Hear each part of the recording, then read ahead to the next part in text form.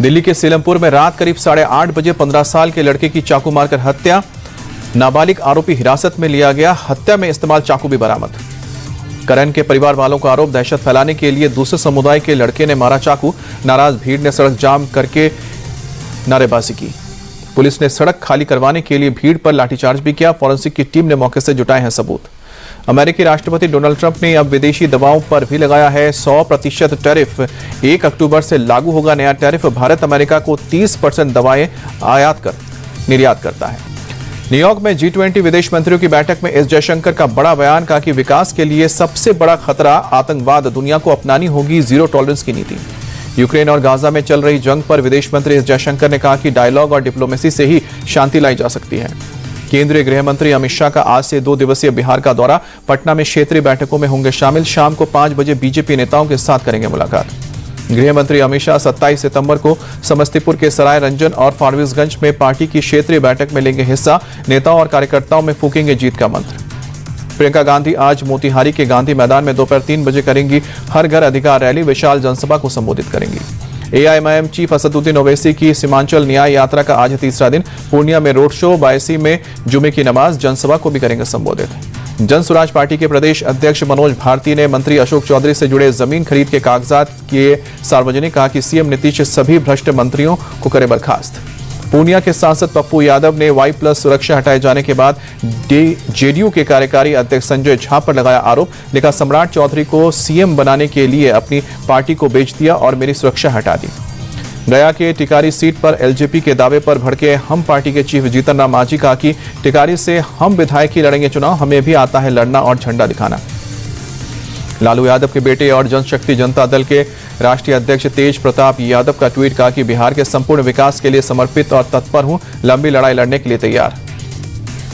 BJP के सांसद गिरिराज सिंह ने राहुल गांधी पर निशाना साधा। कहा कि राहुल अगर सामान्य घर में पैदा होते तो उन्हें कोई बच्चा तक नहीं जानता। मोदी जी सामान्य घर में पैदा हुए और देश के पीएम बने।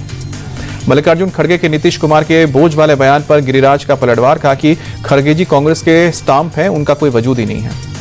शाहरुख खान को नेशनल अवार्ड मिलने पर राजनीति शुरू। कांग्रेस ने उठाया सवाल। गिरिराज सिंह का पलटवार। बोले कि कांग्रेस सिर्फ तुष्टीकरण की राजनीति करती है, हमारी नीति सबका साथ सबका विकास। लेह हिंसा के बाद सोनम वांगचुक पर गृह मंत्रालय का बड़ा एक्शन। एनजीओ सेक मॉल का FCRA रद्द। सोनम वांगचुक पर है मनी लॉन्ड्रिंग का आरोप। सूत्रों की खबर, FCRA उल्लंघन की जांच कर रही है CBI। फिलहाल वांगचुक के खिलाफ कोई केस दर्ज नहीं है। जल्द ही ईडी भी फेमा के तहत जल्द जांच शुरू करेगी। सोनम वांगचुक ने अपने ऊपर हुई कार्रवाई को गलत ठहराया है। कहा है कि आरोप प्रत्यारोप का खेल सही नहीं है। अपनी जिम्मेदारी पूरी करने के बजाय किसी और को बलि का बकरा बनाया जा रहा है। जम्मू के आरिसपुरा में पाकिस्तानी घुसपैठियों को पकड़ा गया। पकड़े गए घुसपैठी के पास से कुछ भी आपत्तिजनक चीज बरामद नहीं हुई है। सुरक्षा एजेंसियां पूछताछ कर रही हैं। यूपी के बरेली में मौलाना तौकीर रजा का धरना स्थगित है। प्रशासन ने इस्लामिया इंटर कॉलेज में धरने की इजाजत नहीं दी। अब राष्ट्रपति को भेजेंगे ज्ञापन। बरेली में डीएम और एसएसपी की लोगों से अपील, किसी भी तरह के प्रदर्शन और रैली ना करें। धारा 123 का उल्लंघन करने पर होगी कार्रवाई। दिल्ली साइबर पुलिस के हाथ लगी बड़ी सफलता। इंटरस्टेट साइबर ठगी गंग का पर्दाफाश। 4 आरोपी गिरफ्तार। फर्जी ट्रेडिंग ऐप बनाकर करते थे ठगी। बिहार चुनाव से पहले बेखौफ हुए अपराधी। समस्तीपुर में करिहारा पंचायत के मुखिया मनोरंजन गिर की गोली मारकर हत्या। वारदात को अंजाम देने के बाद मौके से फरार। तेलंगाना के रंगारेड्डी में बारिश के बाद कई इलाकों में भीषण जलभराव। घुटनों तक भरा पानी। कई घरों में भी बारिश का पानी घुसा। तिरुवनंतपुरम में भारी बारिश के चलते जगह जगह जलभराव। लोगों की परेशानी बढ़ी। ट्रैफिक बुरी तरह से प्रभावित। भारी बारिश के चलते तिरुवनंतपुरम में आज सभी स्कूल कॉलेज बंद रहेंगे। जिला कलेक्टर ने जारी किए आदेश। पूर्व निर्धारित सार्वजनिक परीक्षाएं जारी रहेंगी। केरल के कोट्टायम में भी जबरदस्त बारिश। तेज बारिश के चलते सड़कों पर गाड़ियों की रफ्तार पर ब्रेक लगा। तमिलनाडु के कन्याकुमारी में लगातार दूसरे दिन भी तेज बारिश। कई जगहों पर पानी भरा। जनजीवन अस्त व्यस्त। प्रशासन ने स्कूलों में छुट्टी घोषित की। शारदीय नवरात्रि का आज 5वां दिन। दिल्ली के छतरपुर स्थित श्री आद्य कात्यायनी शक्तिपीठ मंदिर में लगा श्रद्धालुओं का तांता। माता रानी के दर्शन कर आशीर्वाद लिया।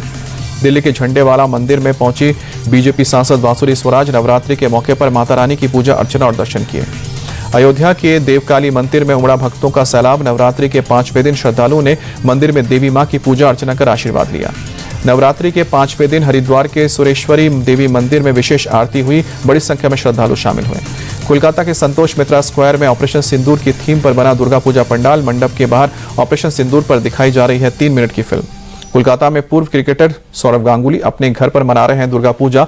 सौरव गांगुली ने पंडाल का किया उद्घाटन, भारी संख्या में लोग शामिल हुए। एशिया कप के इतिहास में पहली बार भारत और पाकिस्तान के बीच होगा खिताबी मुकाबला। रविवार को दुबई इंटरनेशनल स्टेडियम में दोनों टीम होंगी आमने सामने। एशिया कप के सुपर 4 मुकाबले में आज भारत और श्रीलंका के बीच होगी टक्कर। दुबई में रात 8 बजे शुरू होगा मैच।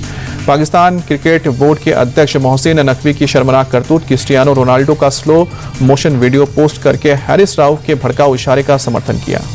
नेपाल को 3-0 से हराकर भारत सैफ अंडर-17 के फाइनल में पहुंचा। भारत के सामने फाइनल में बांग्लादेश की चुनौती। नेपाल की अंतरिम पीएम सुशीला कार्की ने तय समय पर चुनाव कराने का दिया भरोसा। कहा कि 16 साल तक युवाओं को वोटिंग का अधिकार देने पर सरकार विचार कर रही है। इटली में पीएम जॉर्जिया मेलोनी के खिलाफ विरोध प्रदर्शन। यूएन में इजरायल का समर्थन करने और फिलिस्तीन राष्ट्र को मान्यता नहीं दिए जाने के विरोध में लोगों से प्रदर्शन।